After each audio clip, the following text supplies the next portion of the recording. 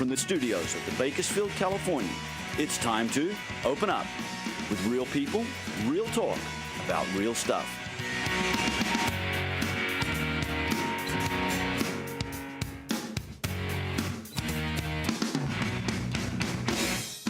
And now, a special welcome to our friends throughout California, across the nation, and around the world to this week's edition of Open Up. Yes, good morning. Welcome. It is time to open up. I'm Tina Miller. And I'm Don Clark, your favorite pair on the air. You're back Yes. from Nashville. How was it? Oh, Don, Nashville. I love Nashville. Is that another show we have to do just on that? Perhaps. All right. Really great. Oh, so thank you all for joining us this morning. We are off to a great start. Had Veterans Day yesterday. Kitty, you are a veteran. Yes, sir. I am a veteran. 12 From the years. Navy. Yes, Navy. I don't know, you didn't see my picture on Facebook yesterday. It's a picture of a little Barbie doll that is in Navy uniform, because I couldn't find a picture of myself. Anyway, speaking of Navy. By the way, I just want to tell you, my father-in-law taught at the Naval Academy. Really? In Annapolis, Maryland? In Annapolis, Maryland. He taught at the Naval Academy, and he invented some stuff that's still classified for our submarine fleet. Top secret stuff, and wrote the manual on how it's to be operated. What? And then my wife, as a high school girl, worked in the athletic department of the U.S. Naval Academy and was part of the first group of girls. The cadets, I mean the midshipmen, used to teach each other to dance.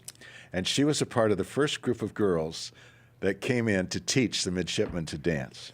Don. And I just know there's a couple of admirals, retired admirals, sitting around at some officers' club saying, "Do you remember that Betty Chambers? Wasn't she?" Anyway, I got her. Oh, Don. How special. I didn't know that. Yes. Your father-in-law. Yes, he was quite a guy. He was the ultimate Eagle Scout. He could do anything. He could weave a chair. He could invent something for submarines. I mean, he could teach artillery fire. You know, he was just amazing. How amazing. And speaking of amazing, our first guest. We've got an amazing first guest, and we're Yes. talking about Dick Taylor. Dick, so we're so proud to have you here. Veterans Day just behind us, and you as a veteran and what you're doing for veterans. And I love doing it. Thanks for letting me come on. Yes, Dick. you bet. And talking about the Navy, Yes. my late grandfather was a Navy man. Yep, on my dad's side. How about your service? Tell us. Of course, I was under the Marine Corps as part of the Naval Service. Yes. Of course. And the Navy gives you a ride when you go to fight, right? That's there's a lot of, we always jab at each other, different branches of the service. Yes. But yeah, served in the Marine Corps. My dad was an Army Air Corps pilot in World War II. Has since passed away, but was a bomber pilot, flew B-25s and flew over Tarawa and was shot down on his 17th combat mission and survived, and came back to Bakersfield to operate a Goodyear tire store. At the time, it was called Barnett's Goodyear. It was him and his uncle went into partnership, and then later Taylor Tire and Brake. And that's part of the where I great got involved. generation. Yep, good stuff. Yeah, my Marine Corps service, I served in the 70s, right at the end of Vietnam, right when a lot of Vietnamese civilians were getting evacuated out of South Vietnam and were brought back to the United States, Operation New Arrivals. Was assigned aboard a U.S. Navy aircraft carrier, the USS America, out of Norfolk, Virginia. So spent 2 years of my life on that, and went to South America, Middle East, Mediterranean. Yeah, it was good duty. For a single guy, it was great. Yeah, I wouldn't have had to been married and deployed. Yeah. Because some of the guys that I served with were married, and that'd be tough. Absolutely, it tough. is tough. For me, it was just a big adventure. Yes. But then came back to Camp Pendleton and met my wife now of 37 years, and we got married while I was still in the Corps, and then came back to Bakersfield and been here ever since. When you came back, what did you come back as? What? I was a sergeant. I was a sergeant, and we bought a little house out in Oildale, out by Bakersfield Speedway, through the Calvet program. Did that.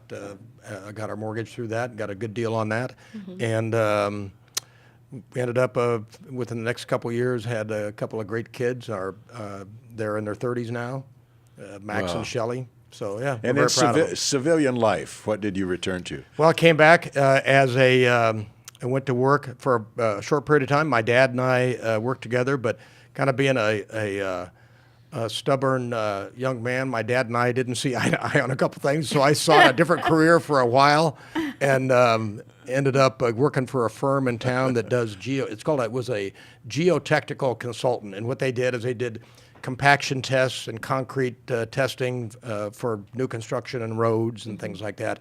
So then within a short period of time, my dad and I saw eye to eye, and I realized that I was probably me. You know, I think all young men go through a stage where you think that your dad's a big dope, and you know, how can this guy even figure out how to put his trousers on in the morning by himself, when in fact it's us that's the big dope.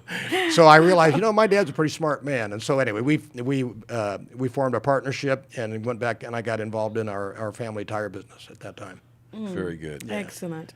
Yeah. So yesterday was the big parade. It went 2.5 hours. Is that correct? Oh, you know what? We were fortunate this year. We had an entry, and it was, I think we were entry 33 out of 120s or whatever plus entries. Yes, yes. When we finished up, we saw some of the entries that hadn't even had begun yet, and that was around 11:15 or That's so. longer than the Christmas parade. Oh yeah, yeah, and I think, and I've been in several of them, and as a bystander, as a participant, and I don't know about if they've come back with the numbers yet, but it looked like one of the biggest crowds we've ever had. Yes, Isn't it that had something? to be. And this, you know, I don't know if you saw recently, there was a organization that does studies on veteran-friendly communities, and Bakersfield, out of the 100 most populous communities in the nation, was number 11 in terms of being veteran-friendly. Matter of fact, the fourth highest in California, and it has to do with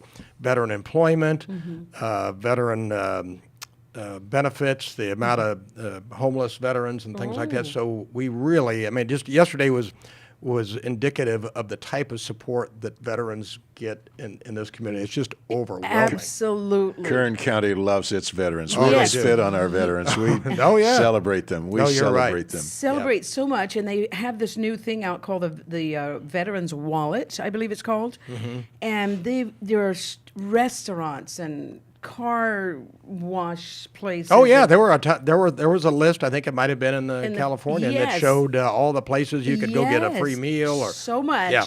And one veteran just can't make it around to all those stops. Yeah, I didn't have enough stomach to pack all the food that they offered yesterday. I know. We made it to the California Pizza Kitchen. Oh, yeah.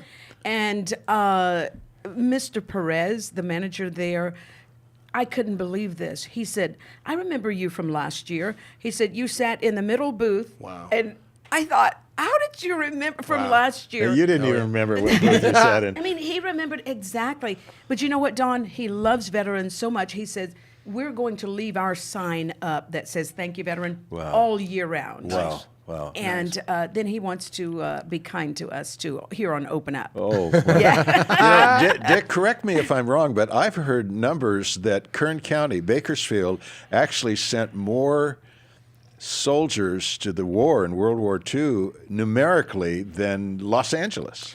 Yeah, I think numerically, Los Angeles probably beat us out because there's more veterans in Los Angeles and San Bernardino and San Diego counties than Bakersfield. But in terms of the per capita, I've heard that same thing. That in other words, it's just the history and the tradition goes back. That legacy goes back even then. Families, it's an attitude of service. And even some of our families that live out in Lamont and Arbonne that were farm labor families, it's a big dang deal for them to provide service to their nation. Well, Dick, we're I sitting like here that. with a female veteran, and yesterday in the parade there was something very special about our female veterans. Tell us about that. Yesterday's theme was to honor female veterans. And we have a couple of veterans that work in our office as veteran service reps. One's an Air Force veteran, one's a Navy veteran.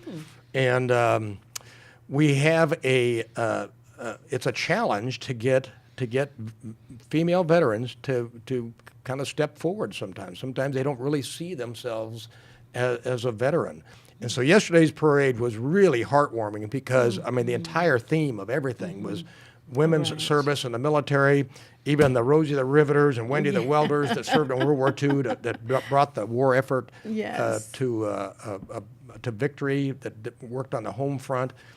And that's one of the things that, whether it be educational benefits or compensation benefits, many female veterans aren't aware of the phenomenal amount of benefits that they have earned as a result of their honorable military service. Doesn't mean they had to go serve on the front line or be picking up a rifle against an enemy, but if they served on active duty, they raised you and me.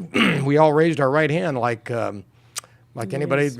Just because of the sequence of your date of birth or where you were born or whatever, that doesn't necessarily come into play. Yeah. Right. Okay. Well, we'll take a break and come back and hear more about that, because I'd like to know, is there a like a timeline or an expiration date for us to receive? I'd be happy. I'd love to go over that. Okay. Thank you. Be right back.